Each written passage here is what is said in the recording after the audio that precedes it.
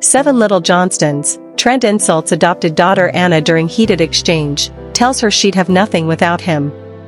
In a recent and deeply unsettling episode of 7 Little Johnstons, the long-running TLC reality series that chronicles the daily lives of the Johnston family, parents Trent and Amber, and their 5 children, 3 biological and 2 adopted, the family dynamic took a dramatic and emotionally charged turn. During a particularly heated argument, Trent Johnston, known for his often blunt and authoritative parenting style, directed a scathing remark toward his adopted daughter, Anna, that left viewers stunned and sparked widespread backlash online. "You'd have nothing without me," Trent allegedly told Anna during a confrontation that quickly escalated beyond typical parent-teen disagreements into emotionally raw and potentially damaging territory. The comment, delivered with unmistakable finality and resentment, cut deep, not only for Anna, who has long navigated the complexities of being adopted into a family where dwarfism is both a shared identity and a cultural cornerstone, but also for audiences who have followed the Johnstons since the show's debut in 2015. For years, the series has portrayed the family as a beacon of resilience, love, and inclusivity, showcasing how they overcome societal barriers and familial challenges with humor, determination, and unity. But this latest incident has forced fans and critics alike to re-evaluate that narrative, raising uncomfortable questions about adoption, conditional love, and the psychological impact of parental authority within reality television. Anna Johnston, now in her early 20s, was adopted by Trent and Amber alongside her brother Emma, who transitioned and now goes by Emmett, when they were children. Both Anna and Emmett are average-height individuals, while the rest of the Johnston family has achondroplasia, a form of dwarfism. From the beginning, the show emphasized Trent and Amber's commitment to creating a blended family where differences, whether physical, emotional, or developmental, were embraced rather than marginalized. Yet, as the children have grown into adulthood, tensions have increasingly surfaced, particularly around issues of autonomy, identity, and belonging. The argument that led to Trent's explosive remark reportedly stemmed from an ongoing disagreement about Anna's independence. According to episode details and viewer accounts, Anna had been asserting more control over her personal decisions, ranging from career choices to living arrangements, which Trent perceived as defiance or ingratitude. In his view, everything Anna has, her home, education, opportunities, was made possible through his sacrifices and financial support. While this perspective may stem from a place of parental concern, the way it was communicated crossed a line for many. "You'd have nothing without me," Trent snapped during the exchange, his voice sharp and accusatory. The words hung in the air like a verdict. For Anna, who has spent much of her life trying to carve out her own identity within a family that is both celebrated and scrutinized in the public eye, the statement was not just hurtful, it was invalidating. It implied that her worth was contingent on Trent's generosity, that her achievements were not her own, and that her place in the family was provisional rather than unconditional. Social media erupted in the aftermath. Viewers flooded platforms like Twitter, Reddit, and Instagram with outrage, calling the comment emotionally manipulative and emblematic of toxic parenting. "That's not discipline, that's control," one user wrote. Another commented, "Adopted kids already struggle with feelings of not belonging. To say they have nothing without you? That's cruel." Even longtime fans of the show expressed disappointment, noting that this incident felt like a betrayal of the inclusive values the Johnstons once championed. The timing of the episode also added to its impact. In recent years, conversations around adoption have evolved significantly, with greater emphasis on adoptee voices, trauma-informed parenting, and the importance of affirming an adopted child's inherent worth, not as a rescued individual, but as a full and equal member of the family. Trent's remark flew in the face of these modern understandings. Adoption experts and psychologists were quick to weigh in, explaining that comments like "you'd have nothing without me" can reinforce feelings of indebtedness and insecurity in adoptees, potentially damaging their self-esteem and sense of security. Dr. Lena Cho, a clinical psychologist specializing in adoption and family dynamics, noted in a recent interview, children who are adopted often grapple with questions of identity and belonging. When a parent ties their love or support to compliance or gratitude, it creates a conditional relationship that can be deeply destabilizing. Saying someone has nothing without you isn't just unkind, it's a form of emotional coercion. What makes this moment even more troubling is the context of reality television itself. 7 Little Johnstons is, after all, a produced and edited show. While the emotions may be real, the framing, pacing, and emphasis are carefully curated for dramatic effect. This raises the question, was this exchange amplified for ratings? Did producers encourage or prolong the conflict to generate buzz? And if so, at what cost to Anna's emotional well-being? Reality TV has long walked a fine line between authenticity and exploitation, and families like the Johnstons, whose lives are broadcast into millions of homes, are especially vulnerable. Anna, who grew up on camera, has never known a life outside the public eye. Every argument, every milestone, every vulnerability has been packaged and sold as entertainment. That reality adds another layer of complexity to Trent's comment. Not only was it hurtful in private, but it was also broadcast to a global audience, magnifying its sting and potentially reinforcing harmful narratives about adoptees. Amber Johnston, Trent's wife and Anna's adoptive mother, was present during the argument but remained largely silent, a detail that also drew criticism. Many viewers expressed frustration that she didn't intervene or offer Anna immediate reassurance. While it's possible her silence was edited for dramatic effect, her lack of visible support in the moment left Anna emotionally isolated during a critical exchange. In past episodes, Amber has often played the role of peacemaker, balancing Trent's rigidity with warmth and empathy. Her absence in this scene felt jarring to longtime fans. Anna, for her part, has not publicly addressed the incident in detail. However, subtle shifts in her social media presence suggest she's grappling with its aftermath. In recent posts, she's emphasized themes of self-worth, independence, and resilience, perhaps signaling an effort to reclaim her narrative. She's also been spending more time away from the family home, focusing on her photography career and personal relationships. These choices may reflect a growing desire to define herself outside the constraints of the Johnston family brand. The fallout from Trent's comment has also reignited broader conversations about the representation of adoptive families on television. While shows like 7 Little Johnstons have helped normalize non-traditional families, they've also been criticized for presenting overly sanitized or performative versions of adoption.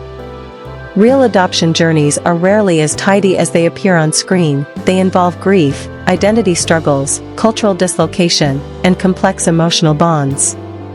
By reducing Anna's role in the family to one of dependency, Trent's words inadvertently exposed the gap between the show's idealized portrayal and the messy realities of adoptive kinship.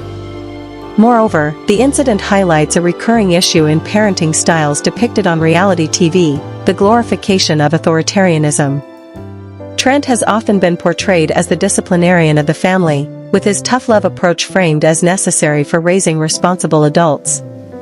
But there's a fine line between firm guidance and emotional dominance.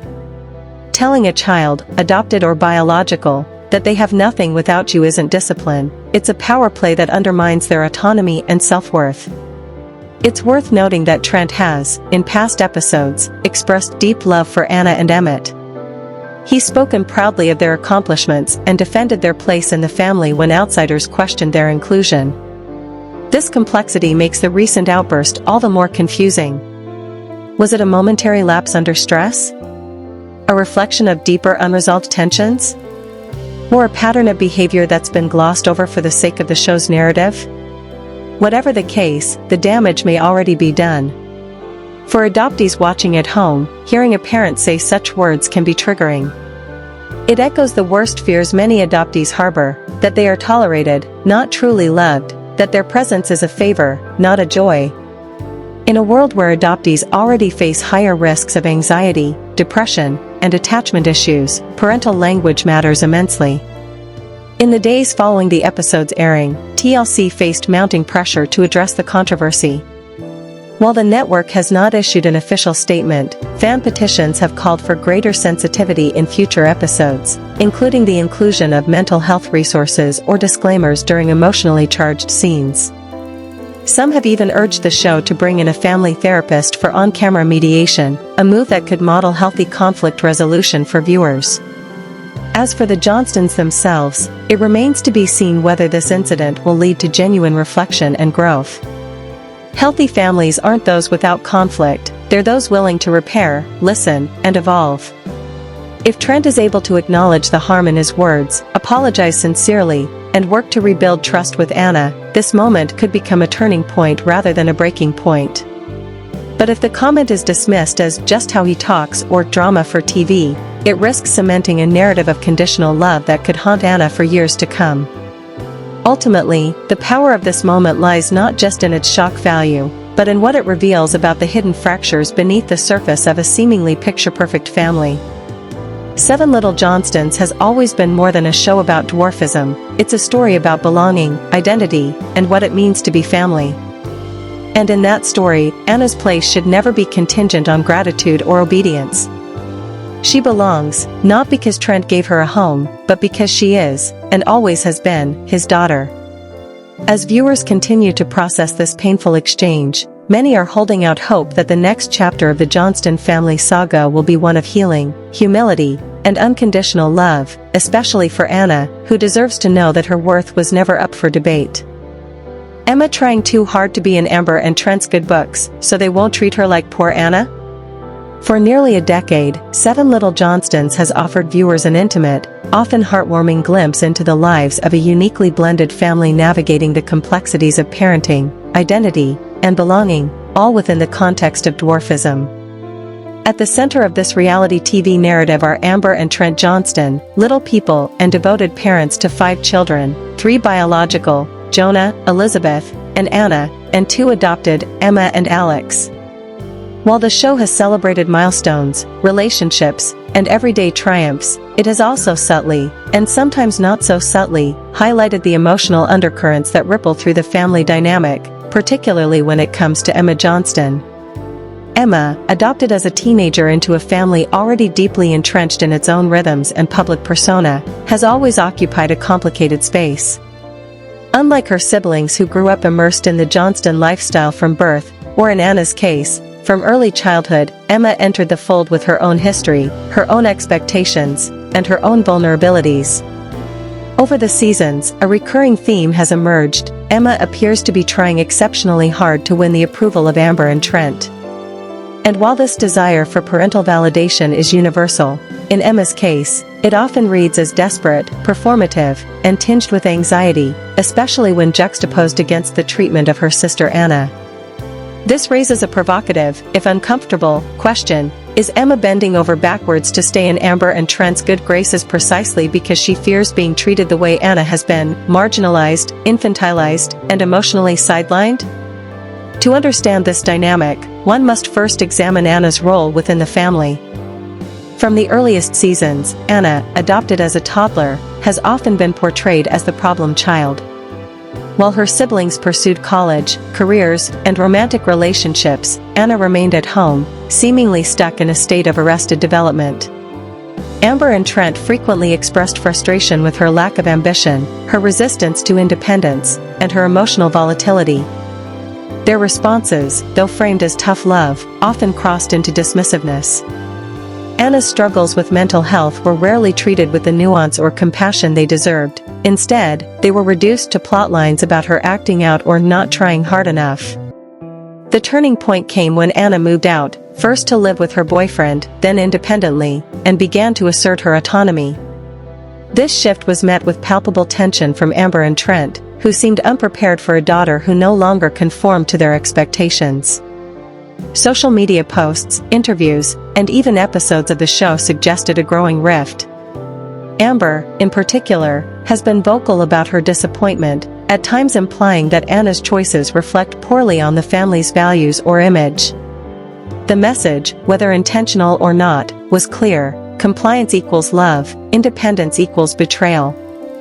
Emma joined the Johnston family at age 16, already a little person navigating adolescence without the support system her siblings had known their whole lives. Her adoption was portrayed as a fairy tale ending, a lost girl finally finding her forever home. And for a while, it seemed to work. Emma quickly embraced the Johnston brand. She participated in family vlogs, attended events, supported her siblings' endeavors, and spoke glowingly of Amber and Trent as her saviors. She was eager, enthusiastic, and visibly grateful. But over time, cracks began to show, not in Emma's loyalty, but in the exhausting effort she seemed to expend to maintain it. Watch any recent episode, and you'll see Emma constantly checking in with Amber, seeking permission, offering unsolicited help, or over-apologizing for minor infractions. She's the first to volunteer for chores, the last to voice dissent, and often the one mediating family conflicts, even when they don't involve her. Her demeanor is marked by a kind of hypervigilance, as if she's perpetually auditioning for the role of good daughter. This behavior stands in stark contrast to how Jonah, Elizabeth, or even Alex, the other adopted sibling, interact with their parents. They challenge Amber and Trent, negotiate boundaries, and express frustration without fear of emotional fallout. Emma, however, rarely does. When she does assert herself, such as when she briefly moved to Florida to pursue a relationship, she quickly backtracked, citing family obligations and a desire to be there for everyone. Her return was framed as noble, but it also felt like retreat. Why? Because Emma knows what happens when you step out of line in the Johnston household. Anna's experience serves as a cautionary tale, one Emma seems determined not to repeat. Where Anna pushed back and was subsequently painted as ungrateful or unstable, Emma leans in, overcompensates, and molds herself to fit the family's ideal. She avoids controversy, sidesteps confrontation, and prioritizes harmony, even at the expense of her own needs. It's a survival strategy, not a personality trait. This dynamic is further complicated by the fact that Emma is not biologically related to Amber and Trent, nor did she grow up with them from infancy. In adoption narratives, especially those played out on reality TV, there's often an unspoken contract: the adoptee must prove their worthiness daily. Unlike biological children, whose place in the family is assumed, adopted children can feel they must earn their belonging. For Emma, that pressure is amplified by the show's very existence. Every interaction is potentially broadcast to millions. Every misstep could become a storyline. Every moment of vulnerability could be edited into a drama arc. Amber and Trent, for their part, seem to reward Emma's compliance. They praise her work ethic, highlight her maturity, and frequently refer to her as the glue holding the family together. But this praise comes with strings. It reinforces the idea that her value lies in her utility, not in her inherent worth as their daughter.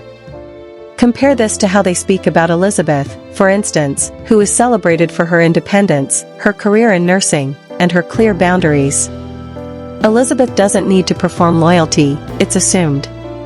Emma, however, must continually demonstrate it. The parallels to Anna are impossible to ignore. Anna, too, was once the good kid, quiet, compliant, eager to please. But as she grew older and began to assert her individuality, that compliance waned. And with it, so did her parents' approval. Now, Anna is often absent from family events, rarely featured in social media posts, and conspicuously missing from major storylines. The message to Emma, and to viewers, is unmistakable: fall in line, or risk becoming invisible. This isn't to suggest that Amber and Trent are malicious parents. On the contrary, they'd provided a loving home to children who needed one, advocated fiercely for the little person community, and opened their lives to raise awareness. But like all parents, and especially those under the microscope of reality television, they are flawed. Their parenting style leans heavily on control, image management, and conditional approval. And in such an environment, children learn quickly what behaviors are rewarded and which are punished. Emma's overeagerness, then, isn't just about being a people pleaser. It's a calculated response to a family system that equates obedience with love. She's not trying too hard because she's insecure, though that may be part of it. She's trying too hard because she's seen what happens when you don't. Moreover, the show's editing likely exacerbates this perception. Reality TV thrives on archetypes: the rebel, the peacemaker, the golden child. Emma has been cast, perhaps by producers, perhaps by the family itself, as the dutiful daughter. This role gives her screen time, but it also traps her. To deviate from it would not only disrupt the family narrative but could jeopardize her standing both on the show and within the household. Consider how rarely Emma's inner life is explored. While Jonah's relationships, Elizabeth's career struggles, and even Anna's mental health are given narrative space, Emma's emotional world remains largely unexamined. We see her helping, smiling, supporting, but we rarely see her hurting, doubting, or desiring something purely for herself. This erasure is telling. It suggests that her value to the family, and to the audience, is as a function, not a full person. And yet, glimpses of her true self do slip through. In quiet moments, when she's alone with a sibling, or in an unguarded interview, Emma expresses longing for independence, for validation on her own terms, for a life not defined by her role in someone else's story. But these moments are fleeting, quickly overshadowed by the next family crisis she must help resolve or the next photo op she must attend with a perfect smile. The tragedy is that Emma's efforts may be self-defeating. By trying so hard to avoid Anna's fate, she may be sacrificing her own authenticity. And in doing so, she risks never truly being seen, not as a prop in the Johnston saga, but as Emma, a young woman with dreams, flaws, and the right to make mistakes without fear of exile. What's more, this dynamic harms the entire family. It creates a hierarchy of worthiness among siblings, pits children against each other for parental favor, and discourages honest communication. It teaches that love is conditional, a lesson no child should have to learn, especially not one who's already weathered the trauma of early separation and adoption. So where does this leave Emma? For now, she remains the dutiful daughter, the reliable sister, the ever-present support. But beneath the surface, one wonders how long she can sustain this performance. Adolescence and early adulthood are supposed to be times of exploration, of boundary testing, of figuring out who you are apart from your family. Emma seems to be denying herself that rite of passage, not out of lack of desire, but out of fear. Anna's story is not just a subplot on a reality show, it's a warning. It says, if you prioritize your own needs over the family's image, you will be cast out. If you struggle in ways that are inconvenient or messy, you will be labeled difficult. If you dare to grow in a direction your parents didn't plan for you, you will be forgotten. Emma, watching all this unfold, has made her choice. She'll be the good one. The helpful one. The one who never causes trouble. Because in the world of the Johnstons, that's how you stay loved. As Seven Little Johnstons continues into its later seasons, fans have begun to notice a shift, not just in Emma's demeanor, but in the family's overall tone. There's a weariness, a sense that the performance is becoming harder to maintain. Perhaps Emma is beginning to realize that no amount of people-pleasing can guarantee unconditional love. Or perhaps she's simply tired. Whatever the case, her story serves as a poignant reminder that behind the curated smiles and staged family dinners of reality TV lies a complex web of emotions, insecurities, and unspoken rules. And for Emma Johnston, the stakes are nothing less than her sense of self. In the end, the real question isn't whether Emma is trying too hard, it's whether the family she's trying so desperately to belong to will ever let her just be.